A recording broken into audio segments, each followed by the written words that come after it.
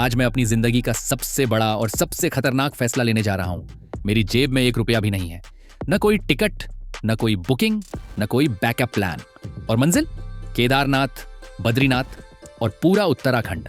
लेकिन रुकिए, ये कोई नॉर्मल ट्रैवल ब्लॉग नहीं है, ये है 0 रुपया चैलेंज। इस चैलेंज के कुछ सख्त नियम हैं। पहला नियम, मैं किसी से भी पैसे नहीं ले सकता। दूसरा नियम, मेरे अपने पास अगर पैसे हों भी तो मैं उन्हें ट्रैवल या खाने पर खर्च नहीं कर सकता।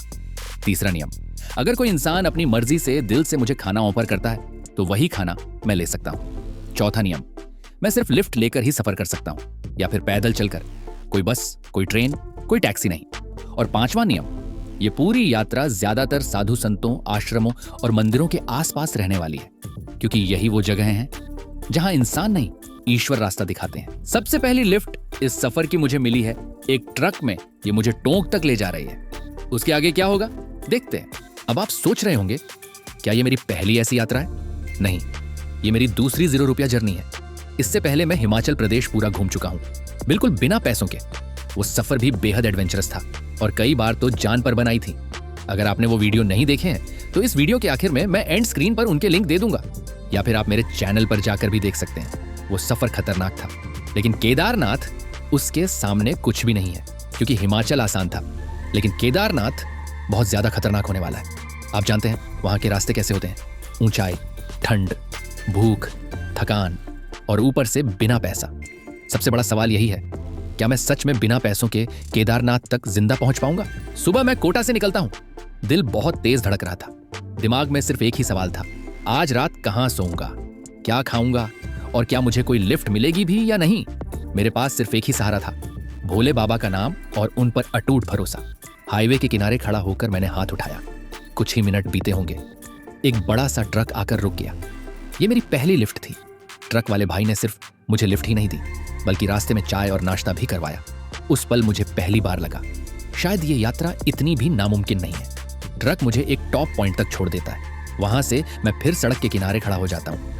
हाथ उठाकर अगला भरोसा किस्मत पर छोड़ देता हूँ। कुछ देर बाद मुझे दूसरी लिफ्ट मिलती है, निवाई तक।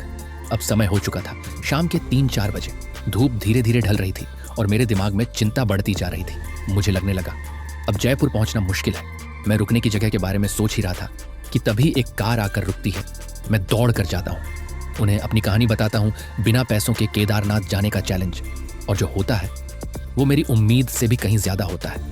वो लोग मुझे सीधे जयपुर रिंग रोड टोल तक छोड़ देते हैं। अभी मैं जयपुर से गुजर रहा था और रात को स्टे करने का सोच रहा हूँ यहाँ पे टोल पे। अभी परमिशन नहीं मिली, परमिशन लेंगे। और यहाँ पे ये भाई मिले, ये कुछ बोलना चाह रहे थे आपसे। नमस्ते। क्या नाम है आपका? मेरा राम मोगरा नाम है। अच्छा। और जो मेरे भाई ने जो चैलेंज लिया है, आप सभी भाइयों से निवेदन है कि इनके ज़्यादा से ज़्यादा सब्सक्राइब करें, शेयर्स करें। और एक कोई बंदा जो अभी तक मुझे मिला है, वो जो रियल बंदा है वो ये। रात हो चुकी थी, मेरा शरीर थकान से टूट चुका था, पैरों में जैसे जान ही नहीं बची थी। मैंने सोचा अब बस यहीं रुकना पड़ेगा। दिल में डर भी था, कहीं टोल वाले भगा न दें, लेकिन यहाँ भी भोले बाबा ने रास्ता खोल दिया। टोल प्लाजा के स्टाफ ने मुझे रुकने दिया और खाना भी दिया। उस रात मैं खुले आसमान के नीचे लेटा था, पेट भरा हुआ था, दिल शांत था और दिमाग में बस एक ही बात चल रही थी, 0 रुपयों के साथ मैं पहला दिन जीत गया। लेकिन कहानी यहीं खत्म नहीं होती। असली मुश्किल अब शुरू होने वाली है, क्योंकि अगला दिन मुझे राजस्थान से बाहर निकालने वाला है और मुझे जरा भी अंदाजा नहीं है कि कल मुझे कोई लिफ्ट मिलेगी भी या मैं हाईवे पर ही अटक जाऊंगा। सबसे बड़ा सवाल अब भी वही है, क्या मैं बिना पैसों के केदारनाथ तक सच में पहुंच पाऊंगा या ये चैलेंज रास्ते में ही टूट जाएगा?